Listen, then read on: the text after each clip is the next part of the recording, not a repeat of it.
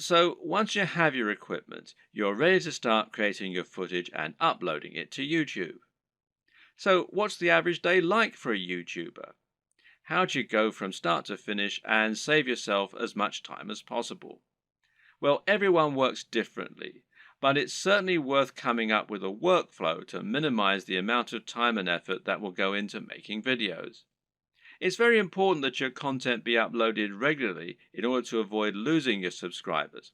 And with that in mind, you need to be able to rely on a simple process to keep making more videos.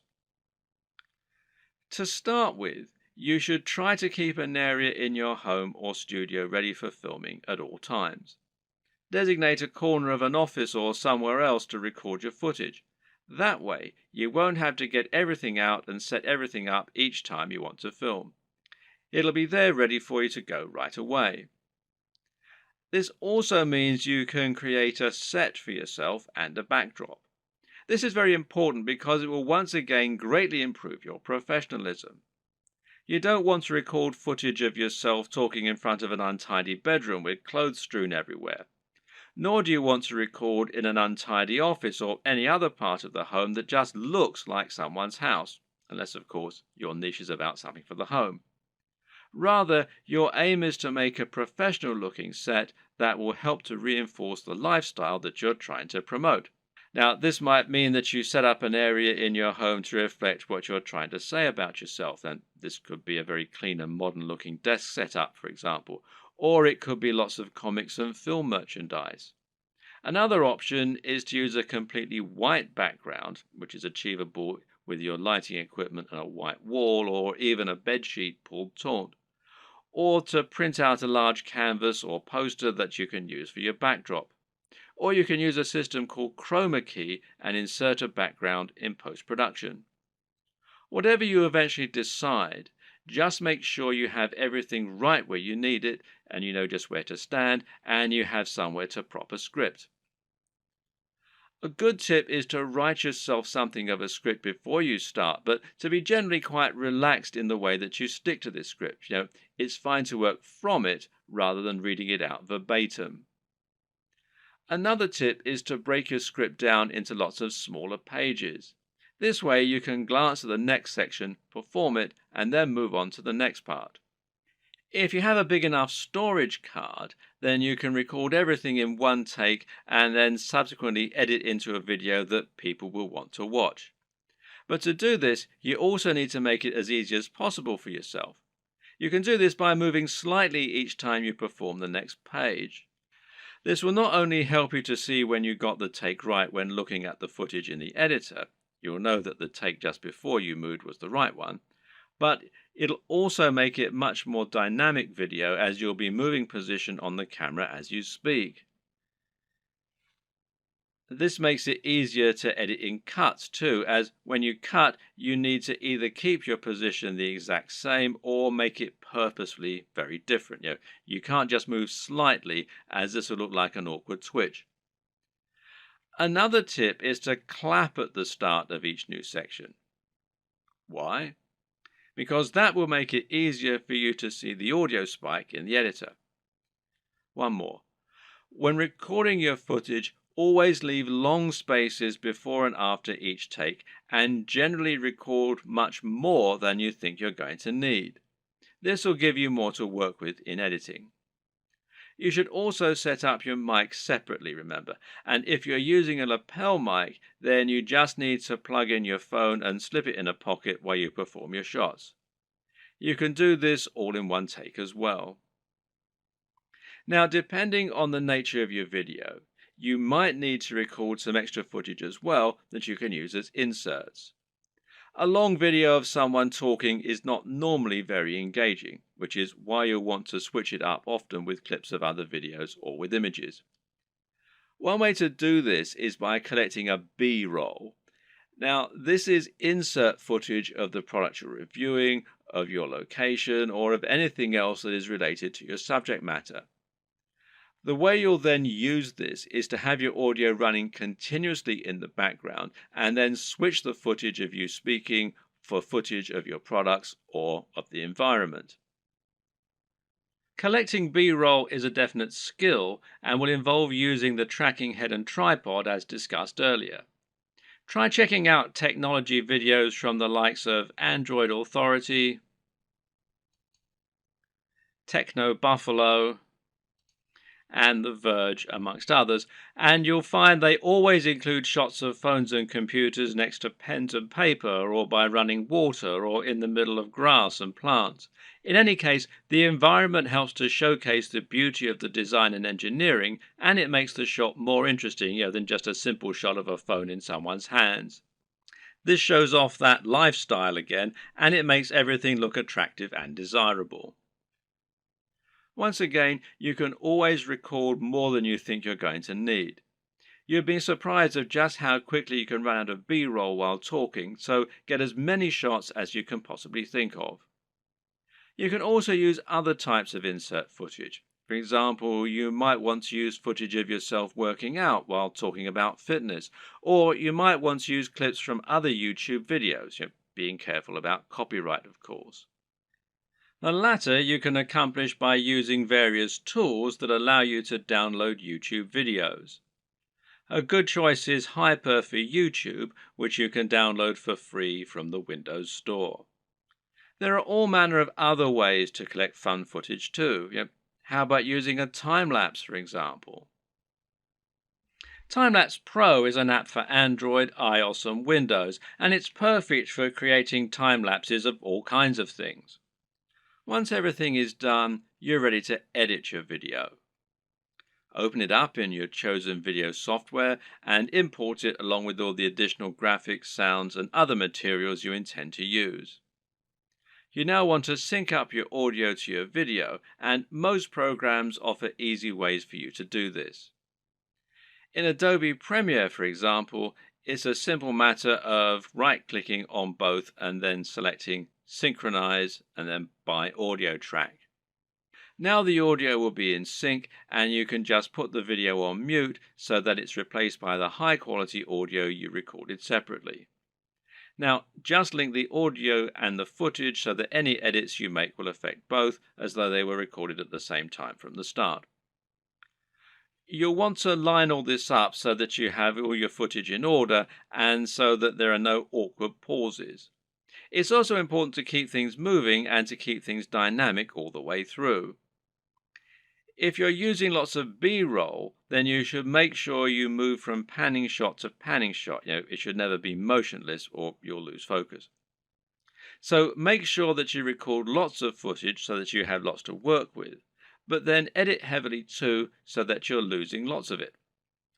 Once everything is in order and the sound is lined up, you can then start to insert your extra footage and lay this over the top, intersperse it.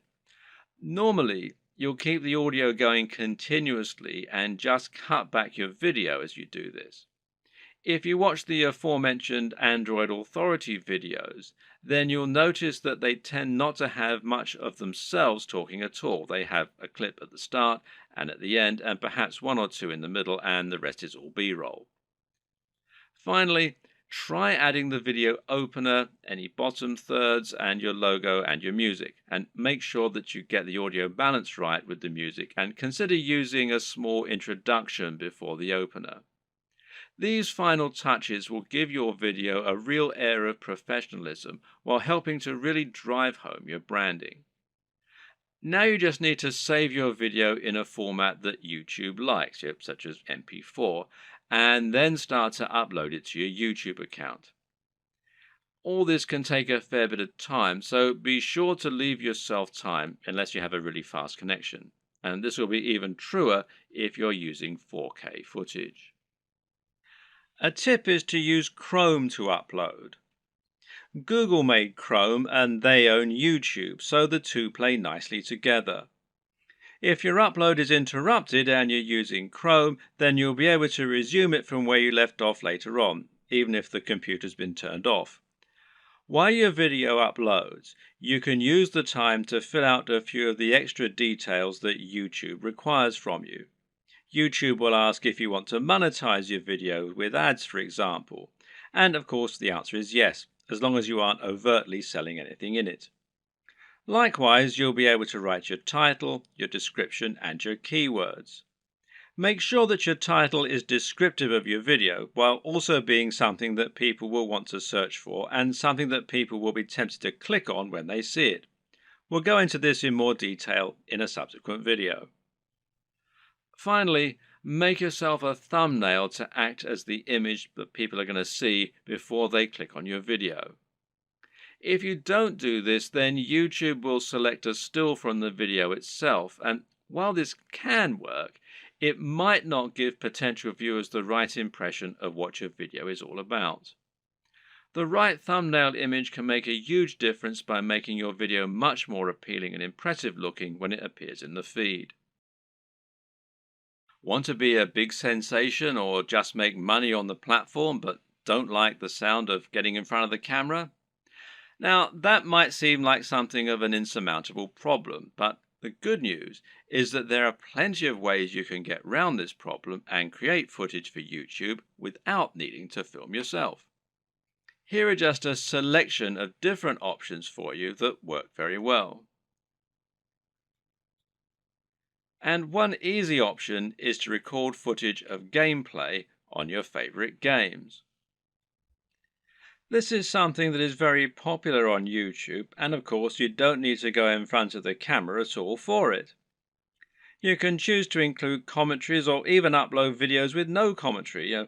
Both are popular and both are very easy to create. The best part is that there are so many popular games out there, many of which don't get much content made for them. Choose the right game and you can find its fan base, quickly exposing your channel to a huge audience. Check out ASAP Science if you want an example of a great channel that doesn't include any footage of the creators.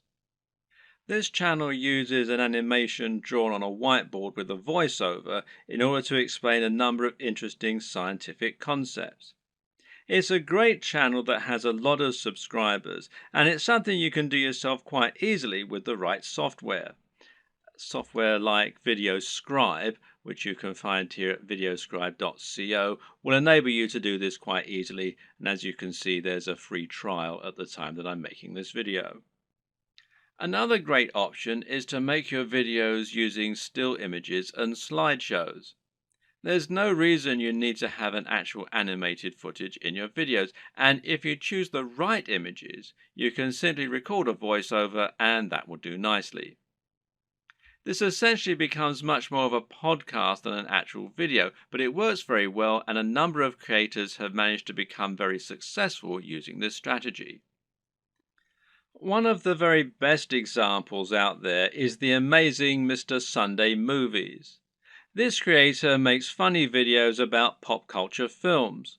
While he never goes in front of the camera, he is very well known thanks to his hilarious comments and regular uploads. Interviews also work very well in this format. A top 10 apps video, a top 10 fight scenes video, or any other top 10 can be made by stringing together footage that you have acquired without there even necessarily being any reason for you to narrate. You can use captions, title cards, or just leave the videos themselves to do the talking. This brings us to the option of creating supercuts, edits, and mashups.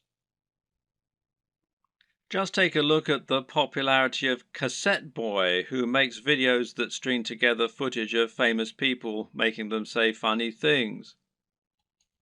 Then there's the incredibly popular Cinema Sins that cuts together mistakes in blockbuster films and then points out the mistakes they made in editing, etc. Another great example is People Are Awesome. These are simply montages of people doing incredible stunts. As long as you make sure you're okay to use the footage you choose, there's no reason that you can't make similar montages yourself. Tech tutorials in particular are very easy to make with no need to go on camera. This is because you can make them by simply using screen capture software on your computer. There are plenty of great tech tutorials that work like this, including tutorials for programming, for using certain software, or for solving computer problems. Cat videos are huge, and if you have a willing cat, then there's no reason you can't set up some funny videos yourself. Likewise, there's nothing to stop you making funny videos of dogs or other animals creating elaborate structures and knocking them down, or otherwise using objects if animals and the environment are to be the subject of your videos. One very popular YouTube channel is the Slow-Mo Guys. These guys bought a super high-speed camera long before they were commonplace and used them to film all sorts of things in slow motion. For example, they might film a bullet going through a watermelon, a water balloon, a firework, or someone getting punched.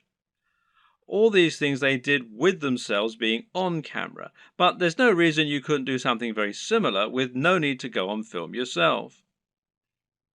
Even a product review can be conducted entirely without you making an appearance on screen, using only B-roll. So now you know the types of video you're going to create and you know what your workflow is going to be like. The next question is, what makes a great video? There are a number of answers to this question, and actually what makes a great YouTube video is not necessarily the same thing as what makes a good video generally. But there are certainly some things that will help you to make your video more successful and more popular on YouTube. So follow these tips to take your video creation to the next level. Statistically, videos on YouTube that are shorter tend to do better. And in fact, this will also help you out as it means you can upload several videos a week rather than just one. Now, how long is optimal? Well, generally, the official recommendation is that your video be between 3 and 3.5 minutes. However, anything under 10 minutes is generally going to be fine. There's a chance you might struggle with this, however. After all, a lot of people will find that they want to cram in lots of extra information and make their videos as informative as possible. And of course, this is a very admirable objective. The answer is not to make your videos less informative or less detailed. Instead, focus on breaking them down. If you have one video that covers every single aspect of brain training, then try to make 3 videos instead, each taking a different specific aspect of your subject matter. Another way to make your videos shorter and more impactful is to cut out the fluff. People click on videos because they want answers to a question or because they want entertainment. Thus, your objective should be to try and provide them with those things as quickly as possible and not to fill your videos with long, unnecessary chatter. Instead, just get to the point right away. The worst thing you can do is to film a video that makes you seem like someone who is completely bland and uninteresting. But unfortunately, this happens a lot. And it's not because the people making those videos are bland and uninteresting. Rather, it's worth noting that the camera will sap energy, and if you're being somewhat charismatic, then that's not enough. Be big, loud, and enthusiastic, almost as though you're acting what you're saying, and you'll find that it actually comes across as being a lot less over the top when you're watching it back. You just have to increase your energy levels. Meanwhile, let your sense of humor show. Let your personality and preference come across, and try not to just read your script as though you were reeling it off in an English class. It takes practice, but don't worry, this will come with time, and the best way to learn is just to practice. Also, it's very important to stand out and be different. Try to offer something in your niche that isn't currently being offered, rather than just making a rehash of what's already out there. In other words, if you're making a fitness channel, then try to stay away from how to get abs videos. They're done to death, and there's too much out there already for you to really offer something new.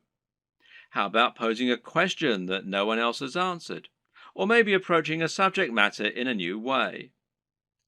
You could create a training regime that's inspired by the movies. You could use an unusual item to work out with, or you could train in the rain. Either way, you'll be creating something that's unique and different, and that means that when people are scrolling through their YouTube home, they'll be more likely to pause when they come to your offering and perhaps try it out.